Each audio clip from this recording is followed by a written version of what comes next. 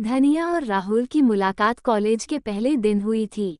दोनों अलग अलग शहरों से आए थे, लेकिन उनकी आंखों में एक पहचान सी थी। धनिया भोपाल की रहने वाली थी, जबकि राहुल मुंबई से था।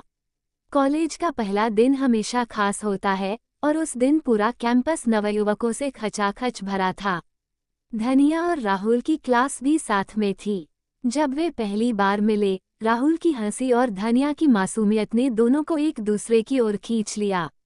पहले कुछ हफ्ते केवल पढ़ाई, पेशेवर बातें और सामान्य दोस्तों की तरह गुजरे। लेकिन धीरे धीरे उनके बीच की दीवारें गिरने लगीं। कॉलेज के प्रोजेक्ट्स में काम करते हुए वे दोनों अक्सर लाइब्रेरी में एक दूसरे से मिलते।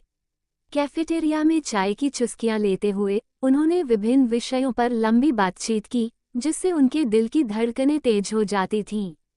राहुल की मुस्कान में धनिया के दिल की धड़कनें बढ़ जाती थीं, और धनिया की हंसी राहुल के दिल के करीब जाती जा रही थी। धीरे धीरे उनके बीच का ये दोस्ताना कुछ और बनता जा रहा था। एक दिन राहुल ने धनिया को कॉलेज के पास एक पुराने किले में जाने का प्रस्ताव दिया। किला शहर से दूर एक पहाड़ी पर बसा था, जहां से पूरे शहर का नजारा अद्भुत दिखता था। राहुल ने धनिया से कहा, आओ, हम दोनों वहां जाएंगे, शायद हमें कुछ समय के लिए खुद को जानने का मौका मिलेगा। धनिया ने मुस्कुराते हुए हामी भर दी। अगले दिन वे दोनों किले की ओर निकल पड़े। वहां की ठंडी हवा और खूबसूरत नज़ारे उन्हें और करीब ले आए। किले की पुरानी दीवारों पर बैठे हुए राहुल ने धनिया से कहा, धनिया, मैंने तुम्हारे साथ जो वक्त बिताया है वो मेरे जीवन का सबसे खूबसूरत वक्त रहा है। क्या तुम मेरे साथ पूरी जिंदगी बिताने के लिए तैयार हो? धनिया की आंखों में आंसू थे, लेकिन वे खुशी के थे। उसने कहा, हाँ राहुल, मैं भी तुमसे बहुत प्यार करती हूँ। तुम्हारे बिना मेरी जिंदगी अधूरी है। उनके प्यार की कहानी पूरे कॉलेज में फेमस हो गई। सब उन्हें आदर्श मानते थे। एक दूसरे की साझेदारी और समर्पण ने उन्हें और मजबूत बना दिया। कॉलेज खत्म होने के बाद राहुल और धनिया ने साथ में अपना करियर बनाने का फैसला किया। उन्होंने एक छोटी सी कंपनी शुरू की और धीरे धीरे इसे सफल बना दिया।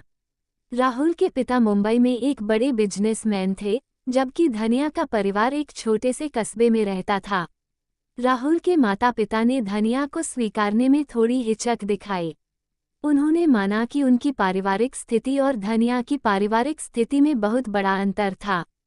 पर राहुल अपने माता पिता को समझाने में कामयाब रहा कि प्यार किसी स्थिति या स्थायित्व को नहीं देखता। आखिरकार राहुल के माता पिता ने अपने बेटे की खुशी को देखा और धनिया को खुली बाहें से अपनाया। शादी का दिन तो सजी धजी महाकाव्य की तरह था। सुंदर सजी हुई मंडप, दोस्तों और परिवार का समागम, और हंसी मजाक से भरी हुई रात। सबकी आंखों में खुशी थी, लेकिन सबसे ज्यादा खुशी राहुल और धनिया की आंखों में थी। उनकी शादी का दिन पूरे शहर में चर्चा का विषय बन गया।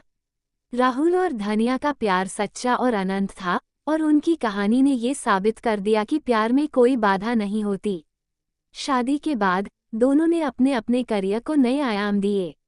राहुल ने एक बड़ी मल्टीनेशनल कंपनी में शीर्ष पद हासिल किया, जबकि धनिया ने अपनी खुद की डिजाइनिंग कंपनी खोली। वे दोनों अपने जीवन में जितने भी उतार चढ़ाव आए, उन सभी से मिलकर सामना किया, और हर दिन उनका प्यार और गहरा होता गया। बिजनेस और पारिवारिक जिम्मेदारियों के बीच भी उन्होंने कभी अपने प्यार को कम नहीं होने दिया। राहुल जब ऑफिस से थके हुए घर आते थे, तो धनिया उनके लिए हमेशा ताजगी भरी चाय लेकर हाजिर रहती। और धनिया की कंपनी में जब कभी भी कोई नई डिज़ाइन बनती, वह सबसे पहला प्रोडक्ट राहुल को ही भेंट करती। एक बार उन्होंने एक खास जश्न मनाने का फैसला किया। उनकी शादी की 5वीं वर्षगांठ पर राहुल ने धनिया को उनकी कॉलेज के पास वाले पुराने किले में फिर से ले जाने का प्रस्ताव दिया। इस बार किला और भी खूबसूरत लग रहा था।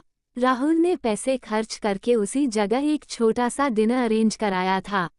डिनर के बाद राहुल ने धनिया से फिर एक बार वही सवाल पूछा, धनिया, क्या तुम मेरे साथ पूरी जिंदगी बिताने के लिए तैयार हो? और धनिया ने फिर वही जवाब दिया, हाँ राहुल, मैं भी तुमसे बहुत प्यार करती हूँ। वीडियो अच्छी लगी तो सब्सक्राइब और लाइक शेयर कर देना।